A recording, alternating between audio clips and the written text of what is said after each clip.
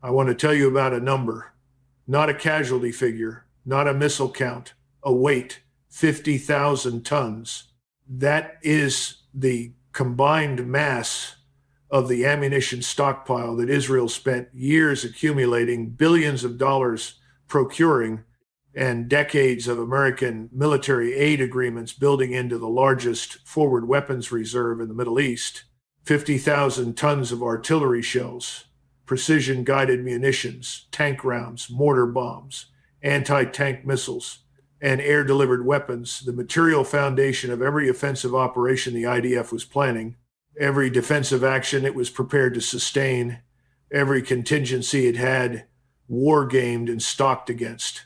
Gone, not depleted, not degraded, gone. Destroyed in 48 hours across 15 simultaneous depot strikes that reduced the Northern Front's ammunition architecture to burning concrete and secondary detonations visible from commercial satellite imagery taken over Lebanon. I have spent 30 years studying military logistics. I have watched armies run short of ammunition in extended campaigns. I have analyzed the operational consequences of supply disruption at every scale, from the tactical to the strategic. But I have never, in 3 decades of professional military analysis, seen a logistics interdiction operation executed with the speed, the precision, and the targeting intelligence that Iran demonstrated in these 48 hours. This was not an attack on the Northern Front. This was an attack on the Northern Front's ability to exist as a military force, conducted not against the soldiers holding the line, but against the material foundation that gives those soldiers the capacity to hold anything at all. 15 depots, 48 hours. The Northern Front, which represents the most critical and most resource-intensive operational theater in Israel's current military posture, woke up on the morning of day 3 with ammunition reserves that had fallen below the minimum threshold required to sustain defensive operations, let alone the offensive campaign that IDF Northern Command had been planning and preparing for months. Artillery batteries that fired hundreds of rounds per day in support of ground operations began rationing to single digits. Armor units that depended on continuous munitions resupply to maintain their operational tempo found themselves sitting on positions they could hold only until the last tank round was chambered and fired. Air Force strike packages that required precision munition loads available only from the destroyed depot inventory were canceled, postponed, and ultimately abandoned. The Northern Front was not defeated in battle. It was not outmaneuvered, not outfought, not overwhelmed by a superior opposing force. It was starved of the one resource that modern military power cannot function without: the ammunition that converts military hardware into military capability. And it was done in 48 hours by an adversary that understood, with a precision that should alarm every Western defense planner, exactly where that ammunition lived, exactly how much of it existed, and exactly which 15 locations needed to be destroyed to eliminate 90% of the Northern Front's combat sustainability in a single operational sequence. What I am going to walk you through today is not just the story of 15 depot strikes. It is the story of how a military that had been assessed by Western analysts as among the most capable conventional forces in the world was rendered operationally dead in 48 hours.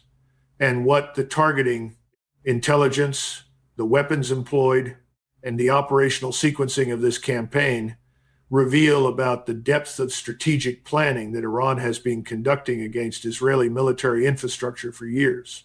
In the next 40 minutes, 4 questions will define this analysis. How did Iran locate, target, and destroy 15 heavily protected IDF ammunition depots simultaneously? And what does the intelligence picture behind that targeting reveal about the depth of Iranian penetration of Israeli military operational security? What does the destruction of 50,000 tons of ammunition actually mean for the soldiers, the artillery units, and the Air Force strike packages that depended on it? And at what point does ammunition exhaustion translate from operational constraint into complete military incapacity? Why did the Northern Front collapse in 48 hours rather than the weeks that Israeli and American planning models had assessed as the minimum timeline for supply-induced operational degradation? And what does that collapse reveal about the hidden fragility of an army that outsourced its logistics foundation to external supply chains it no longer controls? And when the Northern Front goes dead and the ammunition is gone, what happens next? Who fills the vacuum? And what does the map of northern Israel look like on the other side of this collapse? If the depth of analysis on this channel is what you have been searching for, the kind that goes past the headline figures and into the operational reality that determines strategic outcomes, subscribe now and stay with me through this full breakdown. Hit like, share this with anyone trying to understand what is actually happening in this conflict beyond the surface level coverage, and leave your analysis in the comments. I read every one and they sharpened my own thinking. Now let us get into this completely. The operational architecture of Iran's depot strike campaign reflects a level of target development sophistication that demands careful analysis, because the most significant element of what happened in these 48 hours is not the destruction itself. It is the intelligence picture that made the destruction possible. IDF ammunition depots are not visible infrastructure. They are among the most carefully concealed and most heavily protected facilities in Israel's entire military architecture. Their locations are classified at the highest levels of operational security. Their external appearances are designed to be indistinguishable from the surrounding terrain, underground construction, dispersed surface footprints, camouflaged access routes, and deliberate construction sequencing designed to prevent satellite imagery analysis from identifying the facilities during their construction phase. The IDF has invested decades and enormous resources in ensuring that these facilities are difficult to find, difficult to reach, and difficult to destroy. Iran found all 15 simultaneously. That finding is, in my professional assessment, the most alarming single element of everything that happened in these 48 hours. The weapons employed, sophisticated and capable as they are, could not have achieved this result without targeting data of extraordinary accuracy and freshness. Stale targeting data against a hardened underground facility produces near misses. The post-strike imagery from all 15 locations shows direct hits on the specific structural elements, ventilation shafts, blast door entries, overhead protection weak points that represent the targeting solutions for underground hardened facilities. That kind of precision requires not just location data, but detailed facility engineering data. It requires targeting packages that were developed over time, updated continuously, and validated against current facility configurations. The operational sequence of the 48-hour campaign was divided into 3 distinct strike windows, each addressing a specific tier of the Northern Front's ammunition architecture. Strike window 1 hours, 0 to 8, primary strategic depots. The campaign opened against the 5 largest facilities, the strategic level depots that house the bulk ammunition reserve for the Northern Operational Theater. These facilities, located in the Galilee and Jezreel Valley regions, collectively held the majority of the 50,000-ton figure that has defined the public understanding of this campaign's scale. The strike packages against these facilities were the most resource-intensive of the entire campaign.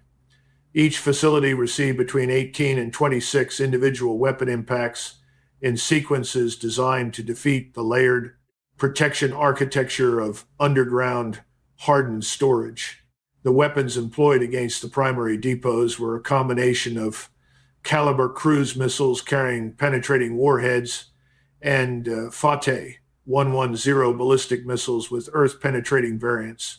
The combination was operationally deliberate. The caliber's terrain-following flight profile defeats radar-based early warning at long range. The Fateh's ballistic trajectory and terminal velocity provide the kinetic energy required to defeat overhead protection designed to resist conventional airburst detonations. Used together against the same target, they present the defending system with simultaneous threats from different flight profiles that cannot be optimally engaged by any single interceptor system. The defensive response during Strike Window 1 achieved intercept rates that, by post-strike assessment, fell well below the levels that would have been required to prevent facility penetration. The secondary detonations that followed primary weapon impacts at 3 of the 5 strategic depots confirmed that the weapons had successfully penetrated to the stored ammunition levels and initiated sympathetic detonation sequences. Secondary detonations at ammunition storage facilities of this scale produce explosion events comparable to small tactical nuclear weapons in their immediate destructive radius. The blast waves from the largest secondary event at the Galilee facility registered on seismographic equipment across the region and were initially assessed by monitoring stations as a significant seismic event. Strike window 2 hours, 8 to 24. Operational level forward depots. The second strike window targeted 7 forward operational depots facilities positioned closer to the line of contact that provide the immediate resupply to frontline units. These facilities hold smaller quantities than the strategic depots, but serve a more time-sensitive function. They are the nodes through which the strategic reserve is converted into the daily consumption of fighting units. Their destruction compounds the impact of the strategic depot strikes by eliminating the distribution layer between surviving reserves and frontline forces. The targeting of the forward depots required a different approach from the strategic facilities because forward depots are typically located within or immediately adjacent to active military positions, meaning that their destruction occurs in the same operational space as ongoing combat activity. The strike packages against the forward depots were timed to coincide with periods of reduced IDF operational activity, specifically the pre-dawn hours of Day 2, when Israeli air patrol activity is at its lowest sustained tempo. The timing reduced the risk of IDF aircraft intercepting inbound weapons during their final approach to target and reflected a level of operational familiarity with IDF air patrol rhythms that again speaks to the depth of intelligence collection behind this campaign. Strike window, 3 hours 24 to 48. Distribution infrastructure. The third strike window addressed not the depots themselves, but the distribution infrastructure that would allow surviving depot inventory to be moved to frontline units, the ammunition transfer points, the convoy staging areas, the specialized munitions handling equipment, and the road and rail connections linking depot locations to forward positions. The logic of this phase reflects a targeting sophistication that I want to emphasize because it is often overlooked in post-strike analysis. Destroying the depot inventory is strategically decisive only if you also destroy the ability to distribute whatever survives. Ammunition that cannot be moved to the weapon that fires, it is strategically equivalent to ammunition that does not exist. By the end of Strike Window 3, the Northern Front's ammunition supply system had been addressed at every functional layer simultaneously. The strategic reserve was destroyed. The forward operational buffer was destroyed. The distribution infrastructure that would allow any surviving inventory to reach frontline units was destroyed. The 48-hour timeline was not a product of operational pace. It was a product of deliberate design, a campaign architecture calibrated to achieve complete ammunition system collapse within a time frame too short for any compensating measure to be implemented. The figure of 50,000 tons requires translation from abstract weight into operational reality because the strategic significance of its destruction is only fully comprehensible when it is expressed in the operational terms of what those tons actually provided to the forces that depended on them.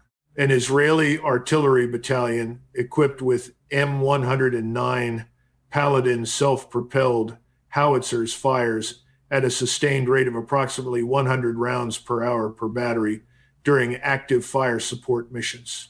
The Northern Front's artillery order of battle includes approximately 12 artillery battalions across 3 brigades, a total of approximately 72 individual artillery pieces.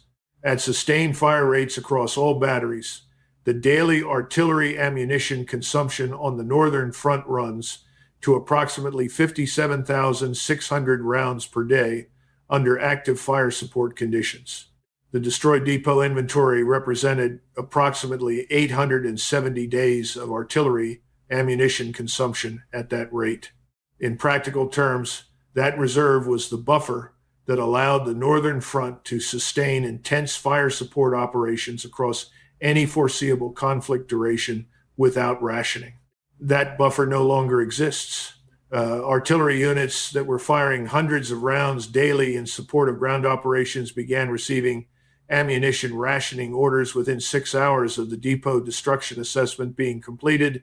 By hour 36, Northern Front artillery was operating under a 90% reduction in daily fire authorization, firing 10 rounds per battery per day, rather than the hundreds that active fire support requires.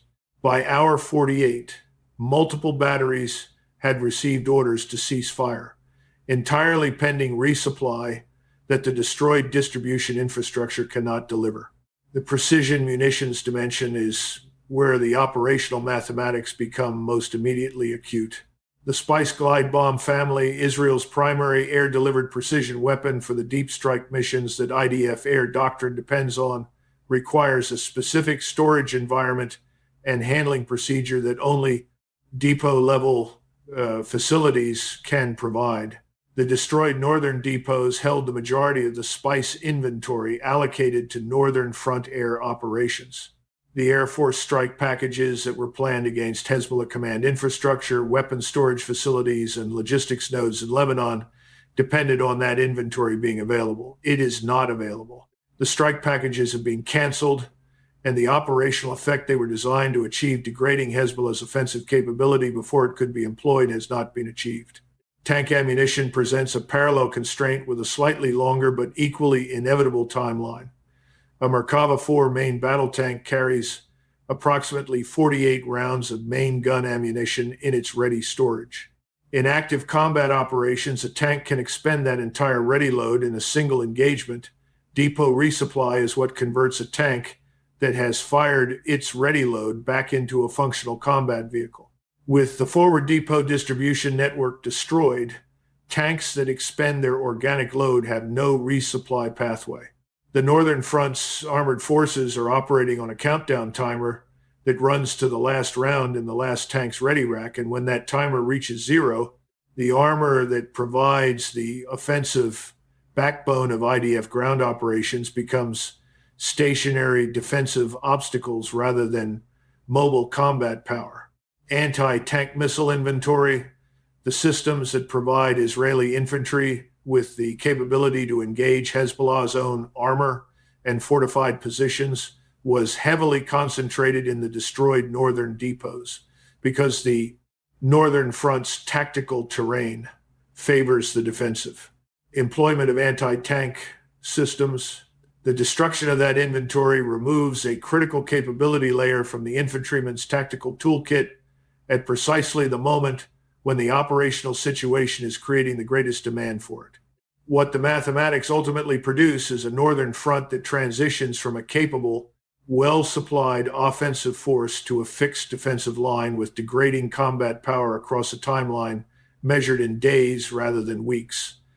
And that reaches the point of complete operational incapacity within a time frame so short that no resupply operation, however well-resourced, can reverse the trajectory before it becomes irreversible. I want to address something directly that has been absent from most of the coverage of this situation, because I think the American media's framing of Washington's response as a political failure misses the operational reality entirely. The United States did not fail to resupply the Northern Front because of a lack of political will or a failure of alliance commitment. It failed because the operational conditions that Iran created in 48 hours made emergency resupply physically impossible within any timeline relevant to the front's survival. Understanding that distinction matters because it tells us something important about the nature of the strategic challenge that Iran has constructed. The standard American emergency military resupply pathway for Israel runs through Ben Gurion International Airport for air delivery and through Ashdod and Haifa ports for sea delivery. The Iranian campaign that destroyed the Northern Front's ammunition depots was preceded by and conducted in coordination with the port and airfield strikes that I analyzed in previous breakdowns. By the time the depot destruction campaign was complete and Washington's assessment teams had determined that emergency resupply was operationally necessary, the receiving infrastructure through which that resupply would flow had already been rendered non-functional. The airlift option, the fastest available pathway for emergency precision munitions delivery, requires a functional receiving airfield with adequate runway length, cargo handling equipment, fuel availability, and security environment to operate heavy lift aircraft safely. Ben Gurion's runway was cratered before the depot campaign began. Ramon Airport was non-functional. The military airfields with adequate cargo capacity were destroyed in the base strikes. American military engineers assessed runway repair timelines at the least damaged facility at a minimum of 14 days under optimal conditions. Optimal conditions meaning no follow-on strikes against repair operations, which the operational environment did not provide. The maritime option, the higher throughput pathway for bulk munitions delivery, requires functional port infrastructure. Ashdod and Haifa were non-functional. The improvised alternatives that American logistics planners assessed, beach landing operations, helicopter sling load delivery, improvised transfer from vessels anchored offshore, each provide a fraction of a percent of the throughput required to replace 50,000 tons of destroyed depot inventory within a militarily relevant time frame. What strikes me as particularly significant about this situation, and I want to be clear that this represents my own professional assessment rather than any official position, is the degree to which the Iranian operational planning anticipated and specifically defeated the American resupply response. The sequencing of the campaign: port strikes first, base strikes second, depot strikes third, was not random. It was designed to ensure that when the depot strikes created the resupply requirement, the infrastructure needed to execute that resupply had already been eliminated.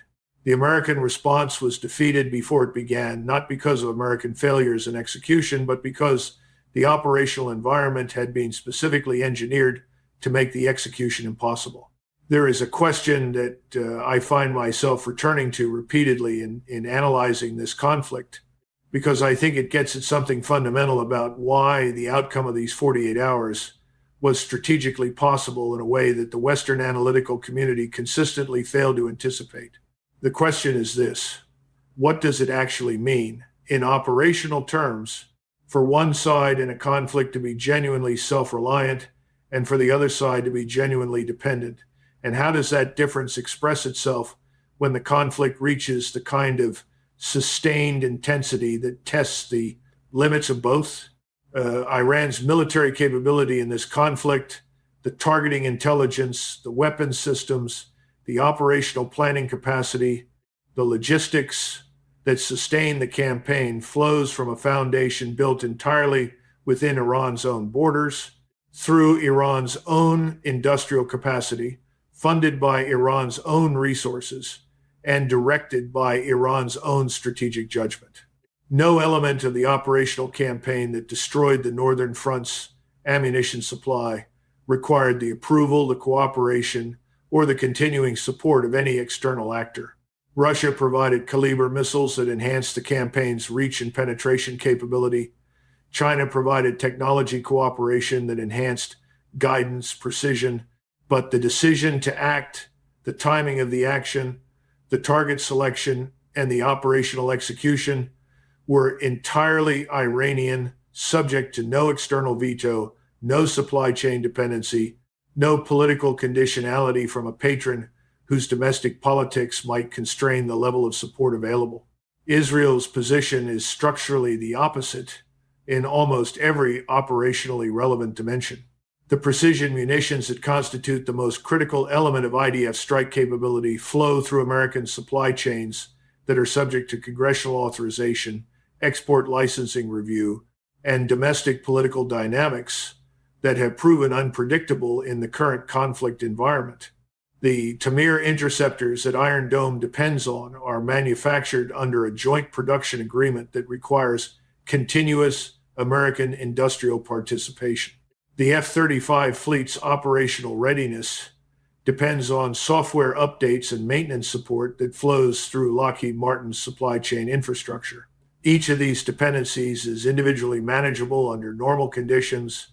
Under the conditions Iran has created, where the receiving infrastructure for resupply has been systematically destroyed and the operational tempo of consumption exceeds the supply chain's ability to compensate, the dependencies combine into an operational vulnerability that no amount of tactical skill can overcome. The soldiers of the IDF holding positions on the northern front are not failing because they lack courage, training, or tactical proficiency. They are failing because the logistical foundation that converts courage and training into sustained military capability has been removed from beneath them, and the external actor that was supposed to replace that foundation when it was threatened has been operationally prevented from doing. So, that is the verdict that 48 hours of depot strikes delivers on 50 years of the borrowed power model. My assessment of the strategic implications of the Northern Front's operational collapse begins with a geographic reality that the military situation now makes unavoidable. The Northern Front, the operational theater defined by the Lebanese border, the Golan Heights, and the Upper Galilee, represents the most strategically sensitive terrain in Israel's security architecture. It is the approach corridor from Lebanon through which Hezbollah's ground forces, if they choose to advance, face no adequately armed opposing force for the first time in the current conflict period. It is the terrain over which the majority of the rocket and missile fire threatening northern Israeli population centers originates. And it is the operational theater where the collapse of IDF combat sustainability, driven by the destruction of its ammunition supply, has created a military vacuum whose consequences are still being determined. In Moscow, the strategic assessment of the Northern Front collapse connects directly to Russia's broader interest in the degradation of American influence in the Middle East. Russia invested in the caliber transfer and the broader Iranian military cooperation framework specifically to produce strategic results of this magnitude, results that demonstrate in the most operationally concrete terms possible that American military guarantees to regional allies cannot be sustained against a sophisticated adversary that has specifically designed its operational approach to defeat the American resupply response. That demonstration has value for Russia that extends far beyond the immediate Middle Eastern theater. In Beijing, the focus is on the timeline, 48 hours from first strike to Northern Front operational collapse. That timeline achieved against one of the most capable and best supplied conventional forces in the Middle East is a planning data point of enormous significance for every operational scenario in which Chinese strategic planners are assessing the feasibility of operations that would trigger American emergency resupply responses. The demonstration that a sophisticated supply interdiction campaign can collapse a front faster than any resupply operation can be organized and executed invalidates a key assumption in American alliance management strategy globally. For the broader international community, the Northern Front's collapse contributes to an accelerating reassessment of the strategic value of American security guarantees that is already underway as a consequence of the earlier phases of this conflict. The pattern that has emerged: American ally absorbs devastating strike, American resupply response is operationally defeated before it can be executed, American carrier groups reposition away from threat environment is a pattern that repeats with sufficient consistency to constitute a strategic narrative rather than a series of isolated events. That narrative is being absorbed and processed in every capital where strategic alignment decisions are being evaluated. The energy dimension maintains its position as the variable with the most immediate global economic consequences. Iran has demonstrated in these 48 hours, as in every preceding phase of this campaign, that it possesses the operational will and the precision strike capability to conduct sustained interdiction operations against critical infrastructure at any scale. Its strategic objectives require. The Strait of Hormuz remains the ultimate expression of that capability's global reach. Every barrel of oil that transits that waterway does so within the operational reach of the same weapon systems that just destroyed the Northern Front's ammunition supply in 48 hours. The risk premium embedded in that reality is not priced into current market conditions. The adjustment, when markets fully absorb the strategic implications of what is just being demonstrated, will be both sudden and severe. The world that emerges from the Northern Front's collapse is not a world where the old strategic architecture has been damaged and can be repaired with sufficient investment and political will. It is a world where the operational foundations of that architecture, the assumption that American resupply guarantees can be sustained against sophisticated interdiction campaigns, the assumption that Israeli military superiority can be maintained against self-reliant adversaries, the assumption that Western technological advantage translates into strategic dominance in contested operational environments have been empirically tested and found wanting. That finding does not reverse. It compounds 15 depots, 48 hours, 50,000 tons. The Northern Front goes dark, not in a blaze of battlefield heroism or dramatic last stands, but in the quiet, grinding operational reality of artillery batteries firing their last authorized rounds, tank crews sitting on positions they cannot advance from, and Air Force strike packages canceled because the precision munitions they require no longer exist in any accessible inventory. I have been doing this work for 30 years. I have watched many campaigns, analyzed many operational collapses, and assessed many strategic turning points. What happened to the Northern Front in 48 hours is different in kind from anything I have previously analyzed, not because of the scale of destruction, significant as that is, but because of what the operational precision and the targeting intelligence behind it reveal about the depth and duration of Iranian strategic planning against Israeli military infrastructure. This was not improvised. It was not opportunistic. It was the execution of a targeting plan, years in development, employing weapons specifically selected for their penetration characteristics against hardened underground storage, sequenced in a three-window campaign architecture designed to address every layer of the ammunition supply system simultaneously, and completed in a time frame specifically calculated to defeat any emergency resupply response before it could be organized and executed. That level of operational sophistication, combined with the self-reliant industrial foundation that produces and sustains the weapons it employs, represents a military capability that the Western analytical community systematically underestimated for 2 decades. The Northern Front's collapse is the price of that underestimation. What comes next? Can Israel reconstitute Northern Front combat power from surviving Southern reserves before the operational vacuum creates consequences that cannot be reversed? Can Washington construct a resupply pathway through an interdiction environment specifically designed to defeat it? And is the depot destruction campaign a standalone operation, or the opening phase of a broader campaign to eliminate IDF combat sustainability front by front, layer by layer, until there is nothing left to sustain? Leave your assessment in the comments. I read every response, and they sharpen my own analysis of where this goes. If this breakdown delivered the depth and operational honesty you are looking for, share it. Hit like and subscribe for the most serious geopolitical analysis of this conflict available.